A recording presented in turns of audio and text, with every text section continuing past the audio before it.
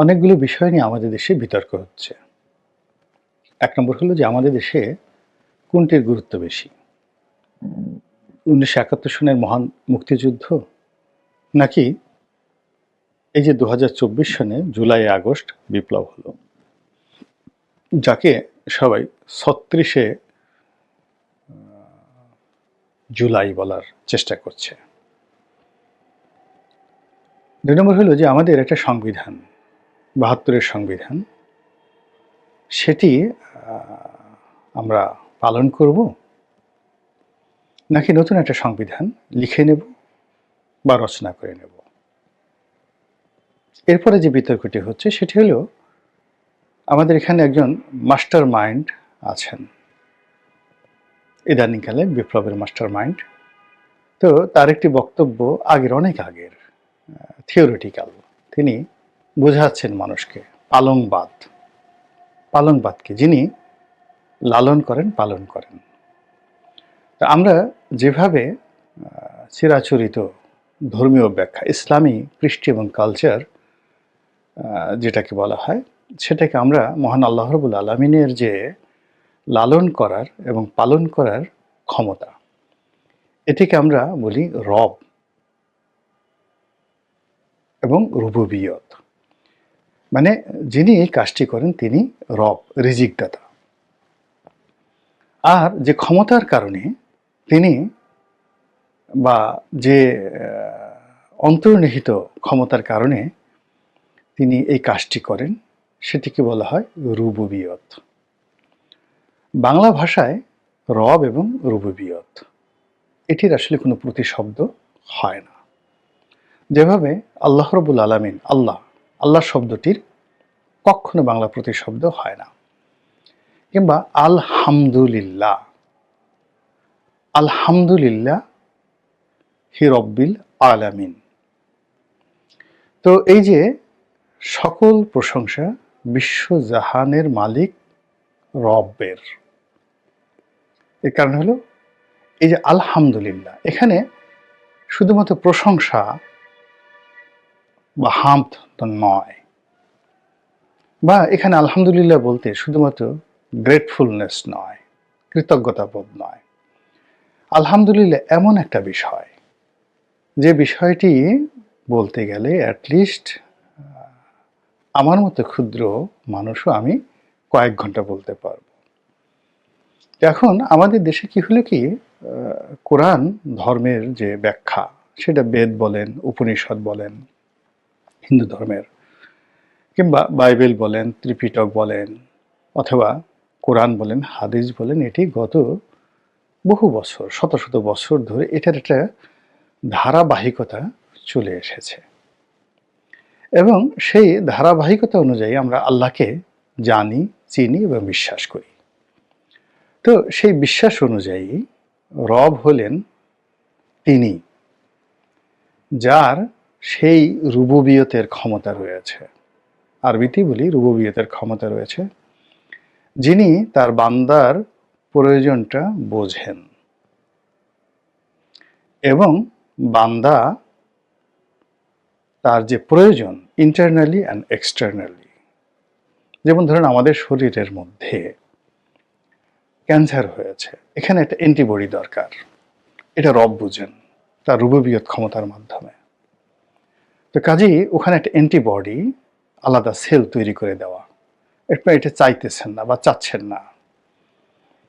তো এরকম বান্দার প্রয়োজন ইন্টারনালি অ্যান্ড এক্সটার্নালি, বান্দা প্রার্থনা করুক বা না করুক, অথবা বান্দা চাক বা না চাক, তার প্রয়োজনের সামগ্রী বস্তুগত এবং অবস্তুগত, desire and expectation and dream, প্রত্যেকটি জিনিস যখন যেভাবে যতটুকু প্রয়োজন পরিমাপ করে যিনি পৌঁছে দিতে পারেন, তিনি হলেন রব এবং রুবুবিয়ত।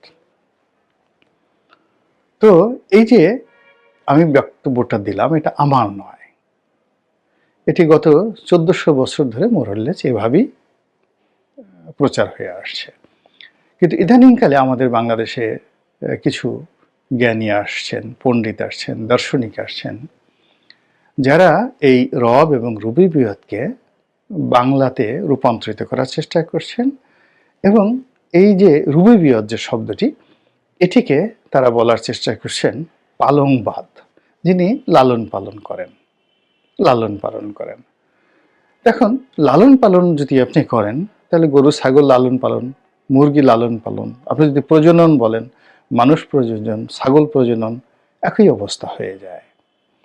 তো কাজেই মানুষের যে রিপ্রোডাক্টিভ হেলথ এবং ছাগলের রিপ্রোডাক্টিভ হেলথ সেম হবে না।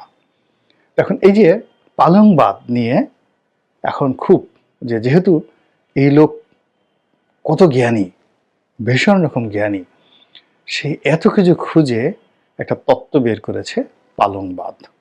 তো যে লোক পালংবাদ বের করতে পেরেছে, আমরা কি তার কথা শুনবো, নাকি গত 1400 বছর ধরে যে রব এবং রুবুবিয়তের যে ধর্মীয় ব্যাখ্যা দিয়ে আসছে তার ধর্মীয় ব্যাখ্যা শুনব?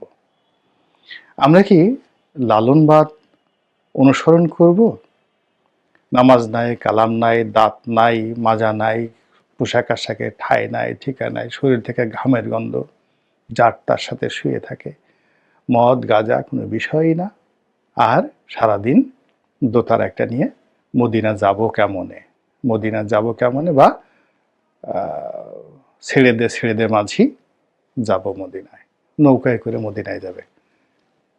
গাধা কত প্রকার কি কি, সে পাল তুলে মদিনা যাবে। তাহলে তার যে জ্ঞানটা এই বাংলার ভাটির বাংলার নদী পর্যন্ত, কিন্তু এই মদিনার ধারের কাছে যে কোনো নৌকা যায় না, এমনকি মক্কার ধারের কাছে যে কোনো নৌকা যায় না। জেদ্দা পর্যন্ত আপনি যাইতে পারেন পালতোলা নৌকা নিয়ে, সে পালতোলা নৌকা নিয়ে মাঝিকে নিয়ে সে মদিনা যাবে। এই হলো গান। আর সেই গান শুনে আরে কি অবস্থা, গান এটা লিখেছেন বটে। তো এইগুলো নিয়ে আমরা এই বর্তমান জমানাতে ভীষণ রকম উদ্বেলিত, আবেগতাড়িত। এই ডিজিটাল যুগে এখন তার সেই পুরনো ধ্যান ধারণা চলবে না, এখন লালনবাদের মধ্যে যেতে হবে, পালংবাদের মধ্যে যেতে হবে। তো এগুলো নিয়ে কথাবার্তা হচ্ছে এই 72 সনে যে মুজিববাদ, শেখ মুজিব যা বলেছে সেটাকেই লিপিবদ্ধ করে, সেটাকে বাইবেল হিসেবে মনে করে কিছু মানুষ মনে করেছে এটাই মুজিববাদ। কাজেই এ যুগে মুজিববাদ বলে কোনো কিছু থাকবে না। মুজিবের লেখাপড়া কি ছিল? সে কি পালংবাদ নামে কোনো জিনিস করেছে? সে কি পালংবাদ বুঝত? সে কি সুফিইজম বুঝত? সে কি লালন ফকিরের উপর তার কোনো গবেষণা ছিল? তার আবার বাদ কি? মুজিবের আবার বাদ কি? অতএব মুজিববাদ বাতিল। আর ওই সময় যে সংবিধান হয়েছে, যেহেতু মুজিববাদের বাদ দিচ্ছি, ফলে ওই মুজিবের সংবিধানও বাদ। এখন আমরা নতুন যে সংবিধান করব পালংবাদ নিয়ে, লালনবাদ নিয়ে। তো এই জিনিসগুলো এখন খুব বেশি আলোচনা হচ্ছে। ধর্মকর্ম নিয়েও মানুষ ভীষণ রকম ব্যস্ত। অর্থাৎ মুহাম্মদ রাসূলুল্লাহ সাল্লাল্লাহু আলাইহি ওয়াসাল্লাম তার জমানাতে সকলেরই পেশা ছিল, স্বয়ং আল্লাহ রসুলেরও পেশা ছিল। তিনি ব্যবসা করতেন, বাণিজ্য করতেন। তিনি ব্যবসা বাণিজ্য করে ধনসম্পদ আয় করেছেন, উত্তরাধিকার সূত্রে ধনসম্পদ আয় করেছেন, এবং যুদ্ধ লব্ধ মাল তিনি অর্জন করেছেন। তো তার যে সম্পদ উপার্জন ব্ল্যাক অ্যান্ড হোয়াইট।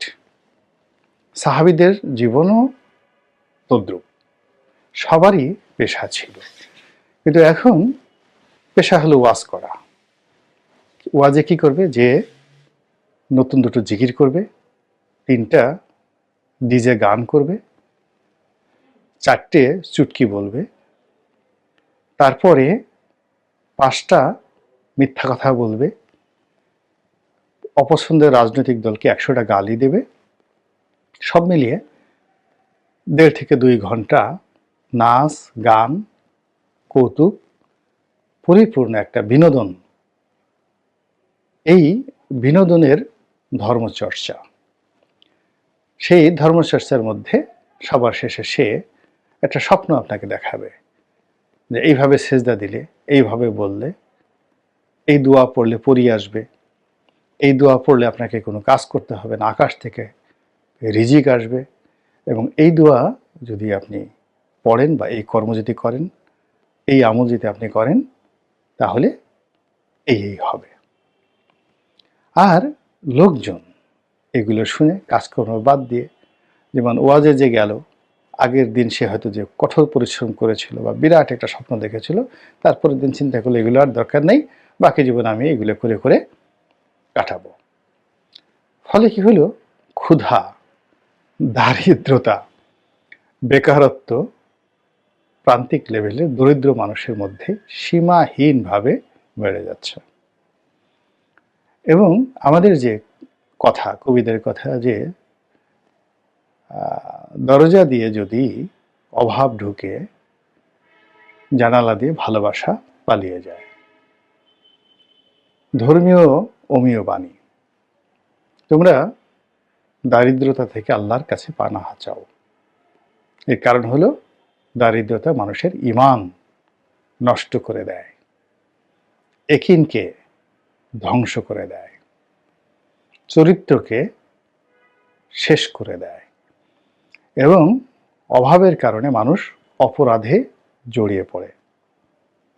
চুরি, ডাকাতি, জেনা, ব্যভিচার, বেশ্যাবৃত্তি, এ সকল যে অনেক অপরাধের পেছনে আপনি দেখবেন অভাব, দারিদ্রতা, অলসতা একটা বিশাল কাজ করে। এবং এই যে মানুষগুলো ধর্মচর্চার নামে কর্মীর হাতকে অলসের হাত বানিয়ে ফেলছে, তাদের কারণে আমরা এই জমানাতে, আজকের এই 2024 সনে, যখন সারা পৃথিবী উল্কার গতিতে ছুটে চলছে, সারা পৃথিবী এখন চাঁদে যাওয়ার স্বপ্ন দেখছে, মঙ্গল গ্রহে যাওয়ার স্বপ্ন দেখছে, মহাশূন্যে ইলন মাস্কের স্পেস এক্সে করে ঘুরে আসার জন্য টাকা জমাচ্ছে, ঠিক সেই সময়টিতে আমরা ওই যে অলিওয়াল্লাহ, শাহ অলিওয়াল্লাহ, যে শাহ অলিওয়াল্লাহ না, যে লাল সালু, তার যে বিখ্যাত উপন্যাস, সেখানে তিনি যে বলেছিলেন যে শস্যের চেয়ে টুপির সংখ্যা বেশি। তো তার চেয়েও খারাপ অবস্থায় আমরা পৌঁছে গেছি।